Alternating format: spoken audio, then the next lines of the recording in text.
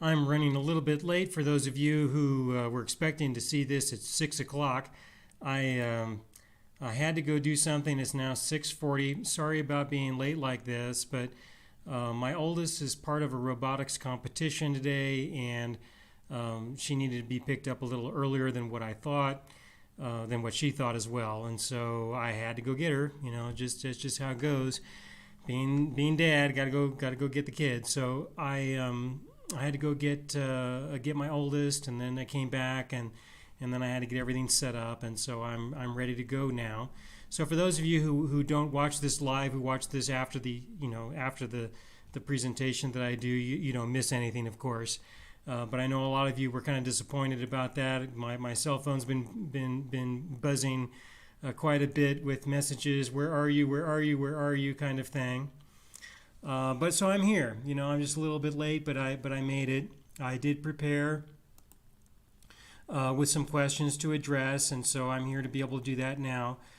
Before I get started, just because of what's going on with my kids and I right now, if any of you by chance might have any older notebook or laptop computers that you're not using.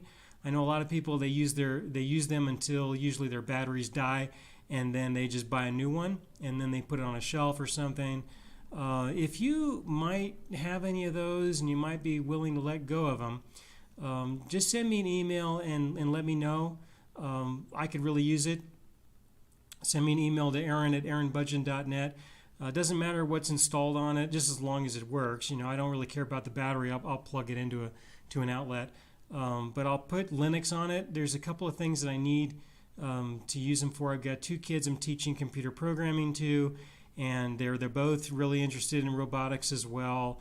And so I need to set up some more computers for for programming and also for interfacing with some devices that I've managed to get as well, some robotic devices that I can continue to teach them with. And so if you might have any just older ones, doesn't matter what they are, I'm just going to install Linux on them and run them, and they don't have to be high speed or anything like that, then that would really be helpful. So I thought I'd just mention that since I'm here and the topic is a big one. All right, I've got some questions to address this evening. Let's see. First one. This is from Yvonne in Lakewood. Hi, Carl and Yvonne. Haven't seen you for forever. Think of you a lot, though. I really do. So my daughter wanted to know if some people can be punished more in hell than others based on Revelation 20:12. Revelation 20:12 says, "And I saw the dead, the great and the small, standing before the throne, and books were opened. And another book was opened, which is the book of life, and the dead were judged from the things which were written in the books according to their deeds." Excuse me. According to their deeds. That's Revelation chapter 12, verse 20. And there is a suggestion that they were judged according to their deeds. And so if that's the case, then will the judgment be, or the punishment for the deeds, will that be equivalent in magnitude to the deeds themselves? That's what the question is. Now, this does raise another issue, and that is, are we going to be judged according to our deeds? And I personally have the conviction, I really do have the conviction, that when a person goes before the Lord, there will be a judgment. It's my conviction that the first question that's going to be asked is, are you spiritually dead or are you spiritually alive? All right, and that is defined by the gospel of Jesus Christ. The good news has to do with the forgiveness of sins and the restoration of the Holy Spirit, the life of God that was lost in Adam. And so if a person is made alive through the indwelling presence of the Holy Spirit, then they will be a living person and they will have a place among the living. If a person is not spiritually alive because they rejected the gospel, they rejected God, all right, they're not going to be spiritually alive, then they have no place among the living.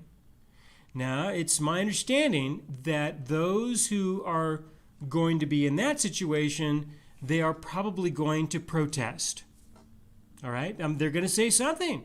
They're going to say, hey, can we please review this a little bit? Can I, appeal this kind of a decision? And I am sure that the Lord will accommodate that to an extent, that he'll allow maybe a few minutes for a conversation about the fact that they are going to be sent to hell. All right?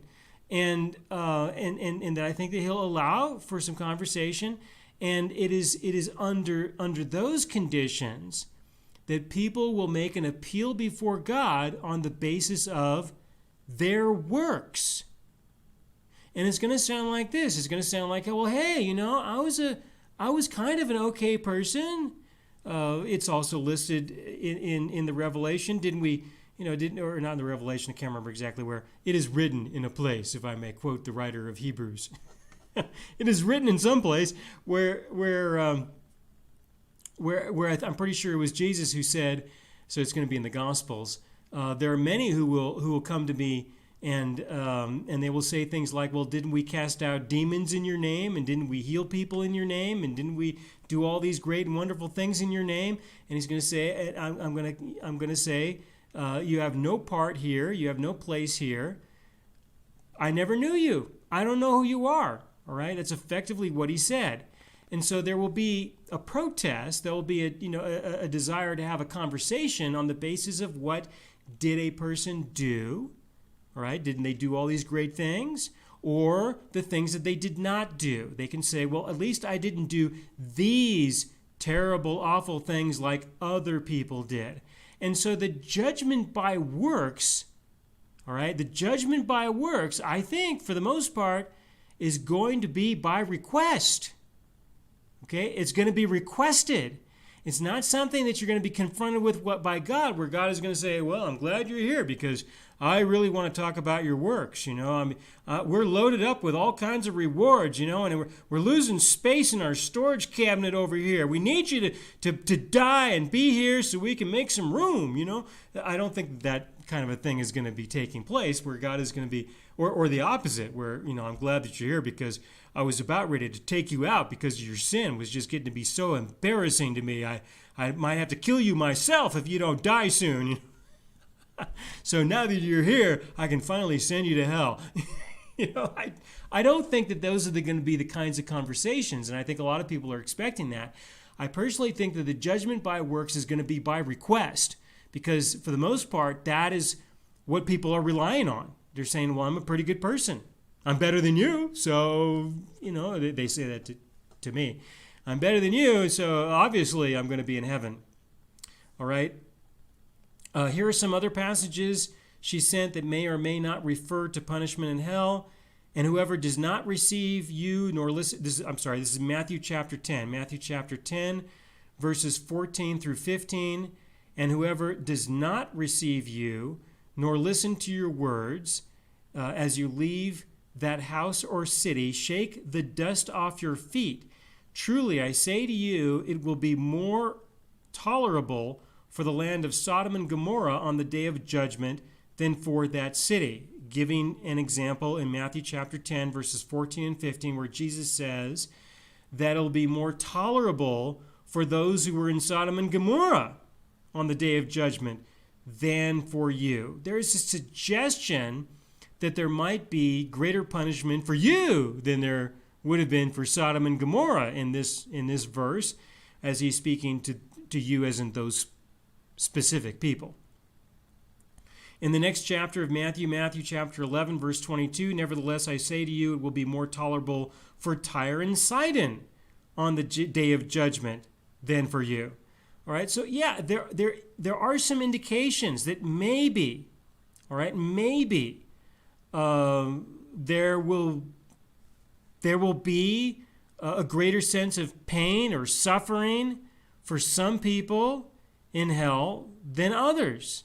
It could very well be. Or it could be that this is just an expression of how much tolerance God would have, in the sense that those who were part of Sodom and Gomorrah, Tyre and Sidon, yeah, he's going to send them to hell, but he won't be sending them to hell with as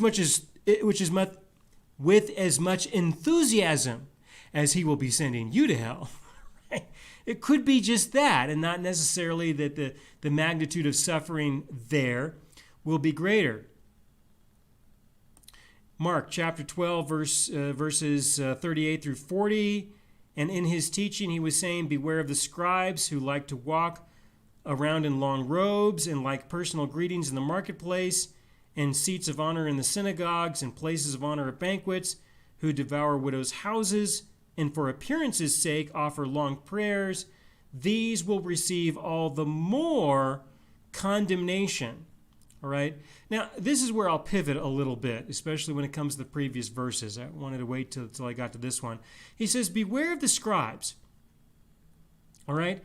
He's talking about those who are considered to be the religious leaders or the religious elders of the community. And he's saying, beware of these people and don't be like them, because they're going to receive more condemnation. Well, it doesn't necessarily mean that the emphasis that Jesus wants to place on this conversation is on greater suffering in hell. That's not necessarily what he's intending to emphasize. It's my opinion that what he's really wanting to emphasize is, hey, don't be like these people who either you or a lot of other people respect highly. Don't be like them, because they're not going anywhere. They're not going anywhere in the sense of any positive direction in the faith. They're not going anywhere. They're going to be cast out. They're not going to have a place in the kingdom of God. So don't go in their direction. Don't be like them. Do not respect them in the sense of learning from them and following the paths that they suggest that a person should follow. And likewise with the verses above, whoever does not receive your words, who does not receive you, they're going to suffer a lot. The real issue is that they're not receiving you, and they're not receiving you in the sense that you are a representative of Jesus, and so they are not receiving Jesus. And that to me is to be the greater emphasis, not that the fact that they may experience greater condemnation, but the real emphasis needs to be placed on the fact that they are rejecting Jesus or his messengers. Same thing for Matthew. All right, and so while there may very well be, I cannot say that there is or there is not greater suffering or lesser suffering in hell. I'm not able to answer that question. To me, there is not enough information to be able to state that with conviction, even with passages such as these that I can acknowledge do suggest it. The reason why I will not use these in order to try and defend that kind of a position or assert that kind of a position is because, from my point of view, Jesus' intent is to speak about other things, such as do not reject him is more important, or do not follow the ways of the scribes or the Pharisees. In Luke, he said in Luke chapter 12, verses 47 to 48, and that slave who knew his master's will and did not get ready or act in accordance with his will receive many blows. But the one who did not know it and committed acts deserving of a beating will receive only a few blows. To me, the emphasis was on the fact that the guy did not do what he should have done. I know that most people will be thinking about how many blows are you going to get? But I believe that Jesus' intent was to encourage people to be obedient, all right, which was part of the law, and that a person needs to be obedient to the standard which the law requires, otherwise they will in no way enter the kingdom of heaven.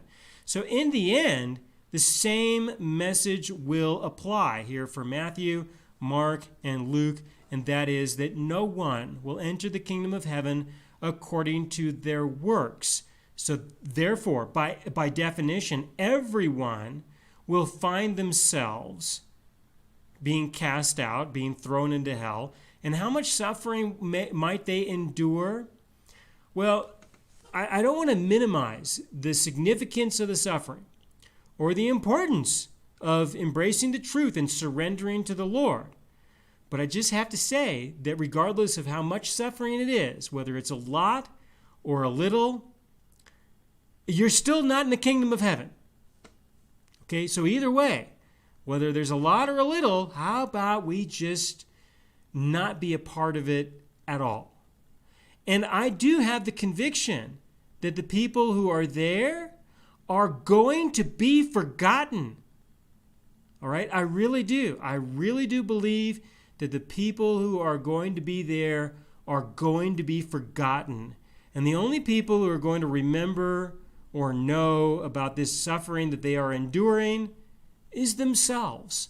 I don't think that our God is going to give any attention to it, and I don't think that he's going to let anybody else have any access to that kind of knowledge.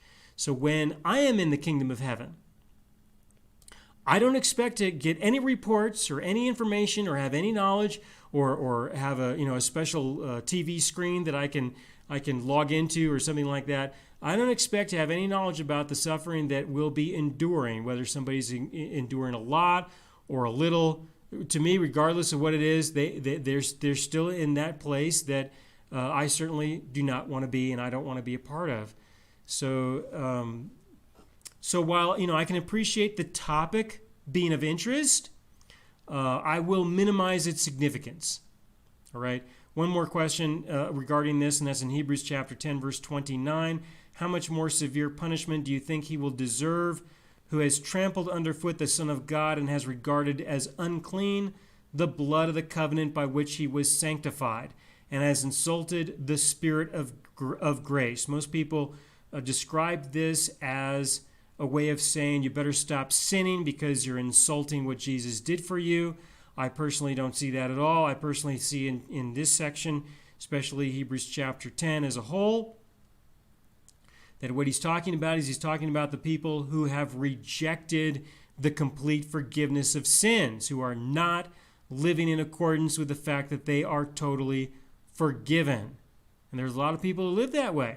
They are insulting the Spirit of grace because they're continually asking for forgiveness, as if their apology is going to provide them with forgiveness. A lot of people really believe that. It's my conviction that that is the insult that he's referring to here in verse 29. And while they might deserve great punishment for rejecting the complete forgiveness of sins, that doesn't necessarily mean that they will get that kind of a punishment. They could very well be saved. Therefore, these things will be forgotten. All right, I hope that helps. Next question. Brandon in Fort Worth. I have a friend who has recently, in the past few years that I know of, joined Seventh-day Adventists. He professes that we should keep the law and is quite fixated on the Sabbath. However, he does not go to Jerusalem to keep the festivals. For example, he has started making videos on YouTube about the mark of the beast. See below, it's only 5 minutes. Even though he is quite sincere, I have a hard time reaching the same assertions as he does in these scriptures. I thought I'd let you take a look and share your thoughts on speculations like these. Okay, I'm not going to be able to watch the video. I know it's only 5 minutes, but sorry, 5 minutes, to me means a lot in general. And so I'm going to have to skip this one. There are times when I can take 5 minutes to do this kind of thing. But in this case, I'm not going to, just because you warned me, all right? And even if you didn't, I probably wouldn't. But you tell me it's about the mark of the beast. I'll speak about that in just a moment. But let me address the topic of Seventh-day Adventism. You're right. He says that he obeys the law, but he does not. All right? And that's important. Okay? It's important to consider. It's important to point out that he doesn't. And it's not necessarily going to be useful to point that out to him unless he wants to confront you. If he decides to confront you, then that's a time to point it out. But that it's not going to be useful. It's not going to be useful to say to him, but you don't obey the law. All right? In other words, he's going to confront you. It's not going to be useful to use defensiveness to then confront him. Okay? You need to say things in the first person, in your person. You need to address these issues from your perspective and your concerns. And this is how you do it, all right? You say things like, well, I understand that the Passover is in the law, and I think you would agree that that observing the Passover is really important, wouldn't you? And he said, well, of course I do. Yes, absolutely. And you can say, well, I'm very concerned about that because the law states that I need to be in Jerusalem in order to observe the Passover. And I'm not going to be able to go. I'm just not going to be there. And so if I was to try to do it, I feel that I would be dishonest. Okay? Same thing with the Feast of Tabernacles. You could say, hey, the Feast of Tabernacles, I've read the law, and the law states that I have to be there on the first day of the Feast of Tabernacles with my tabernacle already set up because it's a Sabbath day. All right? And so it has to be set up, and I have to dwell in that. And continually for the 8 days of the festival, and on the 8th day, that's a Sabbath day as well. Even if I could get to Jerusalem, I don't think I'm going to be able to get a permit from the Israeli government to set up a tabernacle that I can stay in. I'm going to set up a tent in Jerusalem someplace. I don't think they're going to let me do that. All right? And so I'm not going to be able to observe that commandment. And they're going to say, yeah, well, you can do it at home, or you can do it in Arizona, or Utah. There's lots of places where people have converged in conventions like that. The Worldwide Church of God was big on that. They're similar to the Seventh-day Adventists. And you just press the issue, saying that you yourself just don't feel that you will be able to observe the commandments to the satisfaction of God, and that you feel that you will be living in a dishonest way. All right? That's how you feel. And what that will do is that will plant a seed, so that hopefully one day, maybe with a little extra watering now and then, it will sprout and it will grow, and this person will begin to acknowledge the truth that they are being kind of dishonest also. Only then will they make some adjustments. Probably, only then. From my experience, that tends to be what it takes. All right, for the mark of the beast, look, the technology has been in existence in order to execute a mark of the beast system ever since Jesus was walking on the earth. The technology has been in existence, and there have been many ways that this could be implemented. And there are many ways right now that it could be implemented. I can remember myself when the implantable chip technology first came out, I was really concerned. And I'm still concerned, but to me, I thought, I'm gonna head to the forest, and I'll live off grid completely rather than be a part of that system. I'm not interested in somebody injecting me with some kind of a computer system like that, a transponder. I don't think I want to participate in that, and so I adjusted my life on that basis. And I still, probably would have some serious reservations about something like this. But my point is to say the technology has always existed, and even though now it can be implemented much more effectively and a lot easier, I understand that there will always be something that could qualify as the means by which a mark of the beast system could be employed.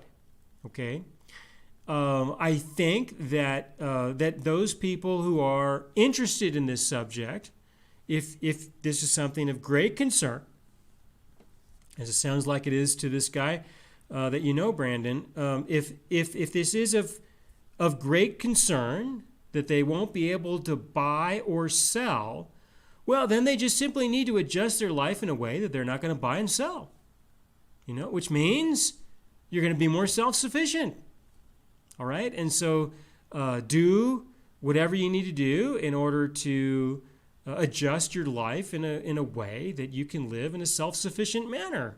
And there are lots of ways to do that. There's lots of ways to do that. And then you'll feel a little bit more comfortable about all the risks associated with the mark of the beast system. It's said that, the prophecy suggests that you cannot buy or sell. That doesn't mean that you can't survive. It just means you're not going to buy or sell. All right, fine. So you don't buy or sell. Lots of people have lived that way in history. That's not impossible. It's a lifestyle change, that's for sure. All right? It is a big lifestyle change. But if it's important to you, you can do it. Okay? You can do it. All right, Kevin in Lakewood. I've listened to a program in the past that this subject I was referenced.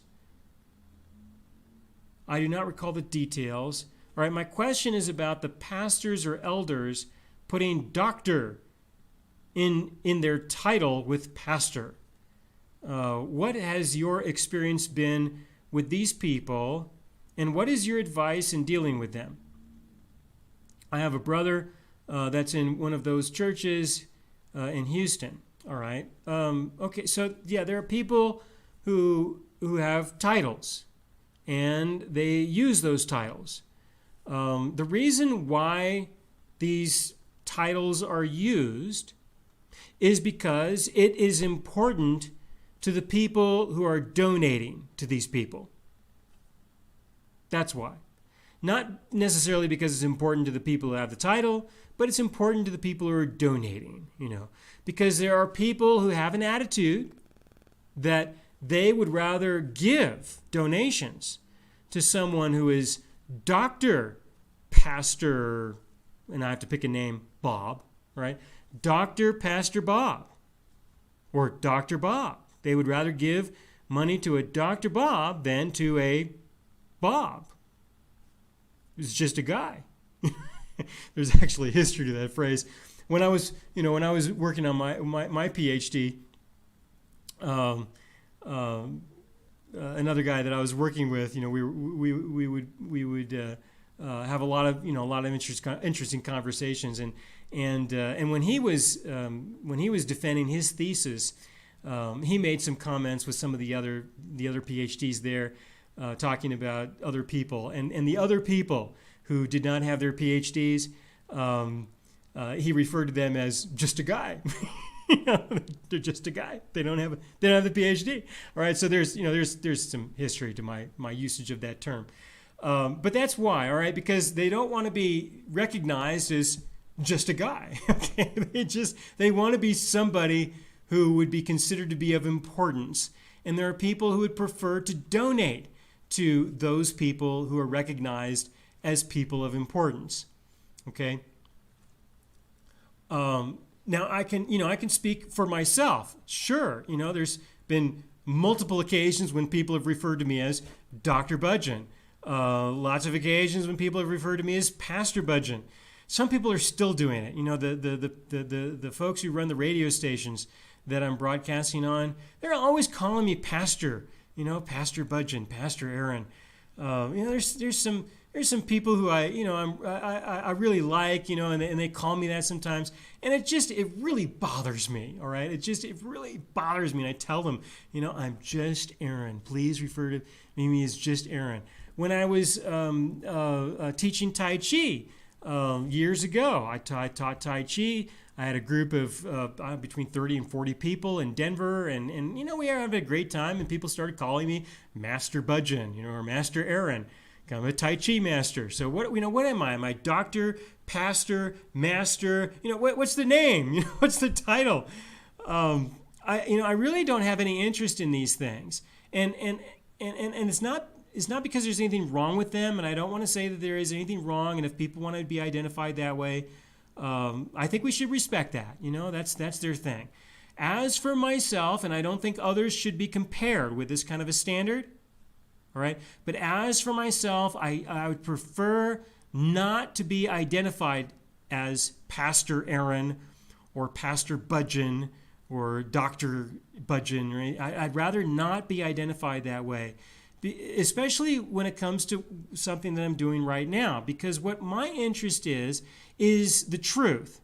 I'm interested in the truth, and I want people to know the truth, and I want people to live in the freedom that we can live in the truth of Christ Jesus. All right? And there is no title of any kind that will give any credibility to truth. Truth is truth. It has its own value. It has its own credibility. All right? And so if you hear the truth from just a guy, then you hear truth from just, it's still the truth. And it's just as useful and it's just as valuable and just as important as if you heard it from somebody who's referred to as pastor, doctor, rabbi, whatever kind of a title you want to put on them. I really believe that the truth is more important. Okay, I'll give you an example. I've got things that I could testify of. There are things in my past that people go on the speaking circuit for, where they go and they give their testimonies and stuff. I could definitely do that, no question about that at all. And sell books and sell tickets or make millions or whatever.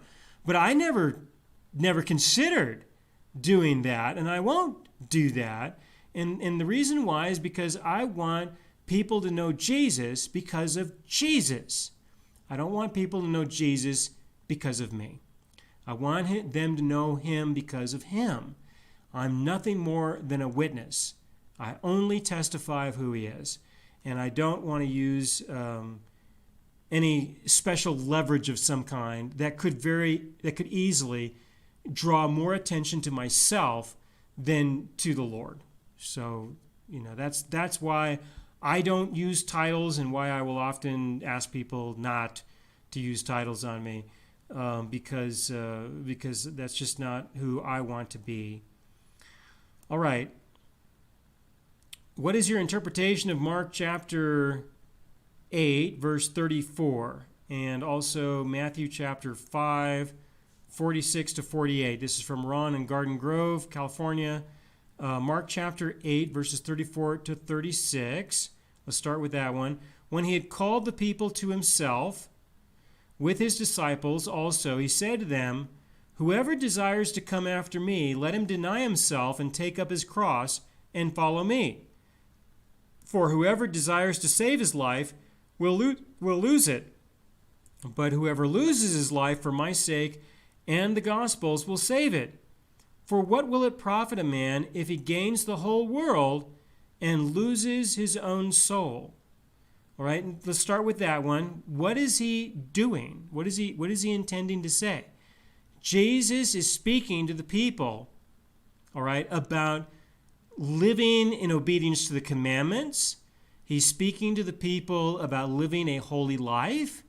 He's speaking to them about suffering for the truth as may be necessary. He's talking about what it is that a person will do, and if they fail, well, their soul may be lost. They may be rejected by God because of their failure to be obedient or their failure to suffer appropriately because of their failures. That's what he's saying. And this is the context of the Old Covenant. That's the purpose of the Old Covenant. It is to place a person in a situation where they will recognize that they simply have no hope whatsoever outside of the grace and mercy of God, that there would need to be a different covenant. There needs to be different criteria by which a person's soul may be saved. So if you were to embrace this with all sincerity, okay, if you were to do that, you might think that you would save your soul, but that's not what he says. He just says that if you fail, you will lose your soul. Well, you're going to fail no matter how much you try to follow him. you're going to fail. No matter how much you carry that cross, you're not going to do it perfectly. You're not going to follow him perfectly. Under this standard, your soul will be lost. That's the point. That's the purpose. So that as you continue to read, you'll discover that the people finally ask Jesus, who then can be saved? And he says, well, with you, it's impossible. With men, it's impossible. It's not going to happen. All right, so that's the importance of this, Ron, is to understand that especially early on in his ministry, he was speaking directly to the people in a way that would condemn them to the point where they would recognize that they had no hope whatsoever of salvation. Okay, so what you can do is you can say, all right, well, I'm going to really do this. I'm going to be committed. I'm going to surrender it all. I'm going to take up my cross. I'm going to lose my life as in every way imaginable and suffer for Jesus. And I'll tell you, if the more sincere you are about that, the better, because the quicker you will come to the end of that and realize that it's just not going to happen, okay? And that you're going to need a whole different covenant. And that's the point. You need the new covenant. The new covenant is established on the basis of forgiveness, where he remembers our sins no more. He brings it to an end. That's what he did on the cross. And that is the beginning of the new relationship that is established with the foundation of forgiveness. The next passage is similar. Matthew chapter 5, verses 46 to 48. For if you love those who love you, what reward have you? Do not even the tax collectors do the same?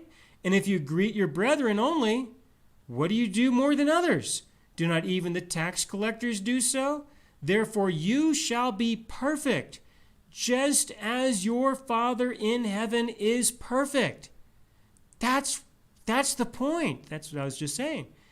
Be perfect as God. Then you will have a place in the kingdom of heaven. All right? Hopefully, it won't take you too long before you realize you're not going to be as perfect as your Father in heaven. Hopefully, that won't take too long. There are a lot of people, they will go their whole lives thinking that they're going to get as close to that as they can and that somehow that's going to do it. But it's not. Jesus was really serious about what he said here. I believe that. I believe that he said it, that he meant it, and that is the truth, okay? That you shall be perfect just as your Father in heaven is perfect. And since you can't do that, if you're going to ever find yourself in the kingdom of heaven, it's going to have to be according to a whole different covenant, a whole different criteria. The new covenant went into effect after Jesus died. All right, Ron, this is important. The new covenant went into effect after Jesus died. Have a peek at Jeremiah chapter 31, verses 31 through 34. A new covenant I will make with the house of Israel. He will be able to accomplish that because in verse 34 he says, because I will remember their sins no more. You need to get to the point where the sin issue has come to an end so that you can enter in to the new covenant. And that happened at the crucifixion. So the new covenant didn't go into effect when Jesus was born. It went into effect after he rose from the dead or after he died. Okay, well, so maybe I'm 3 days off, but it's close enough, okay?